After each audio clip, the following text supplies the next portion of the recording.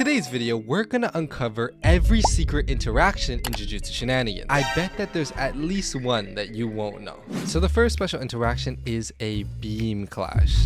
Beam clashes are super popular in JJS now, so I don't need to explain that much. So let me get Rika in here. Give me the True Love Beam is actually a Rika move now. I think that's good timing. Ah! But it's probably because I got hit with the attack first. Oh. Yeah. There's a quick time event. Yeah. Where did you go?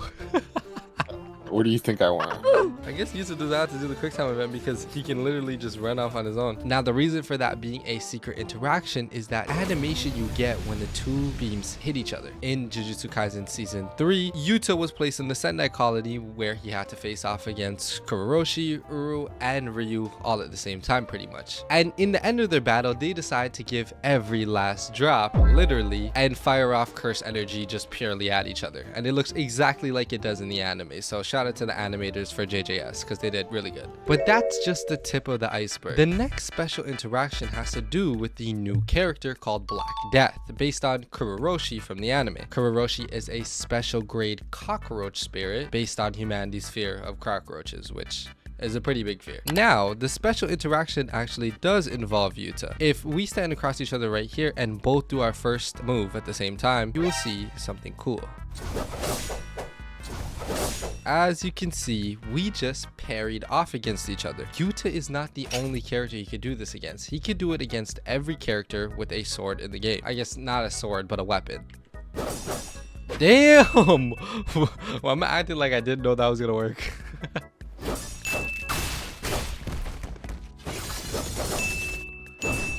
Hey, I'm just better. Kurourushi has this ability in JJS because of the anime as well. The anime upscales everybody.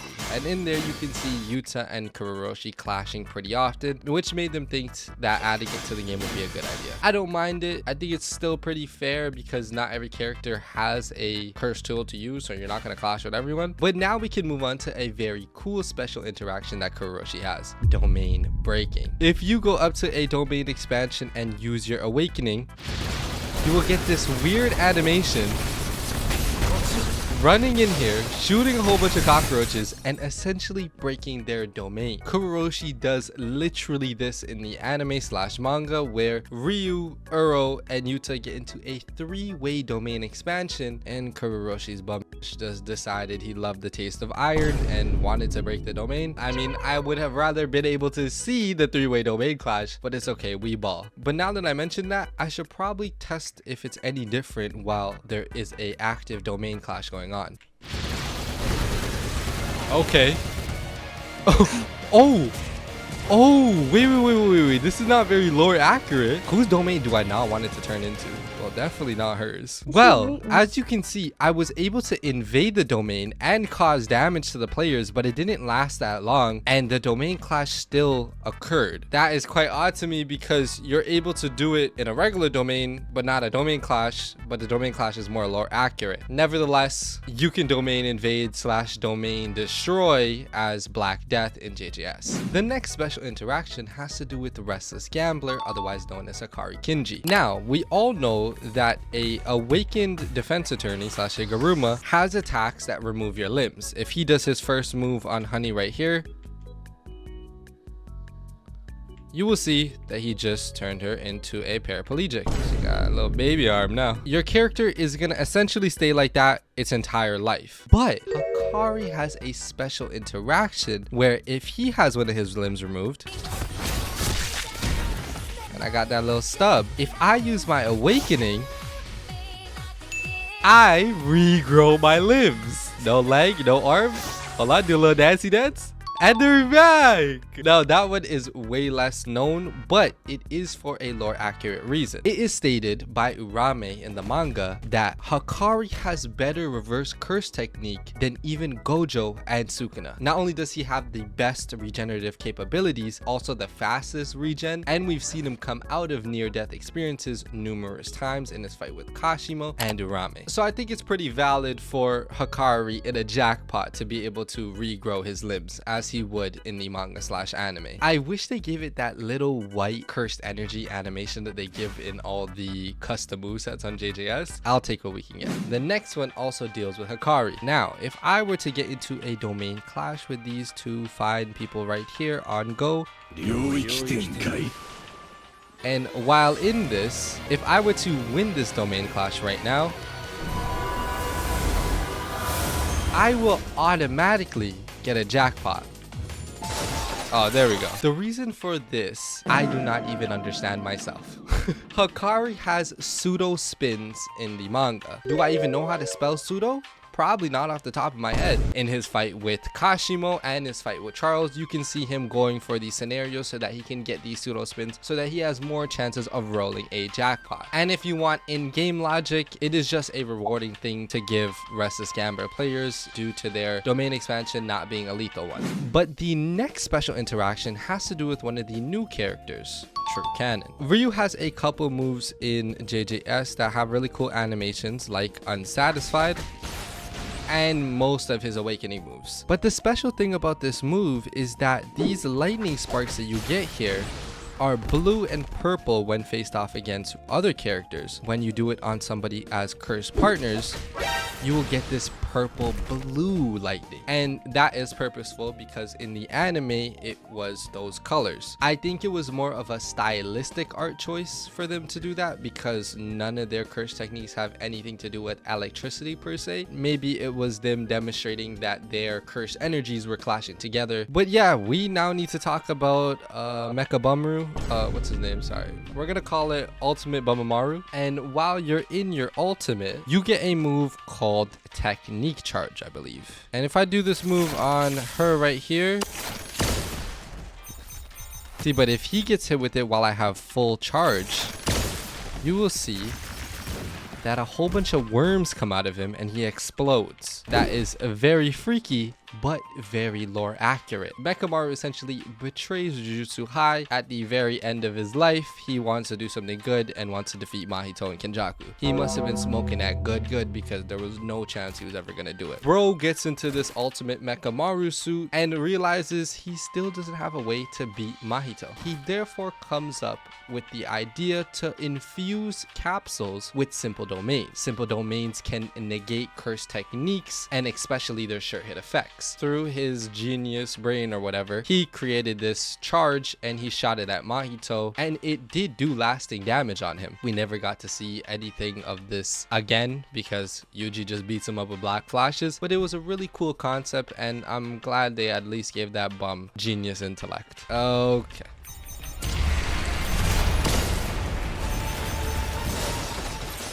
The next one is a very popular one, and it has to deal with Perfection, otherwise known as Mahito. Now, if you are a awakened Perfection, you get this move called Idle Transfiguration. And if I do Idle Transfiguration on a regular person right here, you can see that their head explodes. That might be a special interaction, but it isn't really. That is based on Nobara's death scene. Spoiler warning if you haven't seen season 2 of JJK, but what are you doing if you haven't? Now, the special interaction is what happens if you do it to a person playing as Salaryman. The first one is normal, but the second one,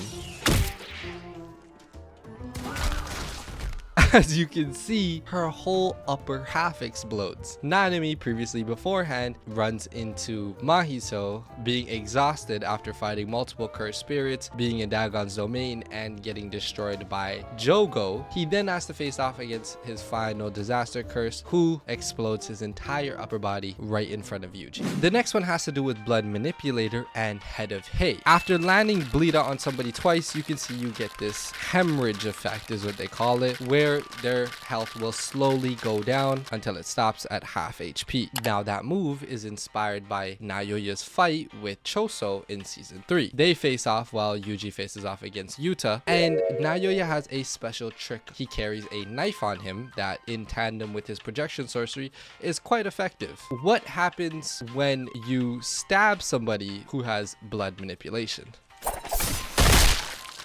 As you can see, I'm not bleeding and losing HP, but I am losing my awakening bar. The reason for this is because Choso is a death womb curse painting who has toxic blood that he can manipulate and generate with curse energy, meaning Naoya's little tricks wouldn't really do much against it. But because you're in a battlegrounds game, they need to balance it. Instead of making you lose HP, you now lose awakening, which is pretty fair. It's a pretty good balance. The next secret is this little Easter egg about blood manipulators awakening. If I go to my awakening right here, there you go. I'll put a screenshot on the screen so you can see better, but one has their hand placed on your back and the other one is just standing there to support you. And as you can tell by the name of the awakening, duty as a brother, it probably has to do with his brothers. In the manga, there are 3 death womb curse paintings: Choso, Eso, and Kechizu. Now in season 1 of JJK, Yuji and Nobara killed him, but that is why you see 2 random figures behind him. They are his brothers. Now we have a special interaction for Salaryman, otherwise known as Nanami. And in season 2 of JJK, during the Shibuya incident arc, Nanami runs into a little twerp called Haruta, and he works with the disaster curses in Kenjaku. So when Nanami finally reaches him and is a real threat, the audience are excited to see him get what's coming to him. The quality just went down as time went on. You know, we had like lore accurate characters. Now we're Miguel is Haruta, but we ball. If I go into my awakening, I will get a move called Interrogate. Now Haruta has a really weird curse technique. His ability has everything to do with luck. Throughout his day, when unnoticed miracles happen, like the clock striking 11:11, he is able to collect miracles, and these miracles can be applied in life or death scenarios, like when he faces off against Nanami. As you can see, his miracles go down every single time Nanami hits him with an attack. When Nanami hits Haruta with Interrogate, he straight up kills him. If it wasn't for his curse technique, he would be dead. In game, they have their own version of this. Okay, well, that is the reason why Nanami ignores Haruta's miracles when using Interrogate. And the last special interaction is actually for an item and not a character. When you have Playful Cloud, you know that your M1s will change into these attacks. But after you do 4 or 5 M1s, you have the ability to hold block, press M1, and then you sharpen your Playful Cloud. Toji does exactly this with the Playful Cloud in season 2 of the anime after being reincarnated and invading into Dagon's domain. He steals Playful Cloud from Maki or Naobito, can't remember. Bro destroys it and starts shaving it down. He then stabs Dagon many times, but he also uses it as a projectile. And you could do that here as well. Look, standing like she's on the cross. So just block M1. But that's every special interaction in Jujutsu Shenanigans currently. Please let me know if I missed any in the comment section below. But if you're still eating your food, then you should probably go watch this video where I play Guess Who, but in Jujutsu Shenanigans and with JJK characters. Millz Mafia out. Yeah.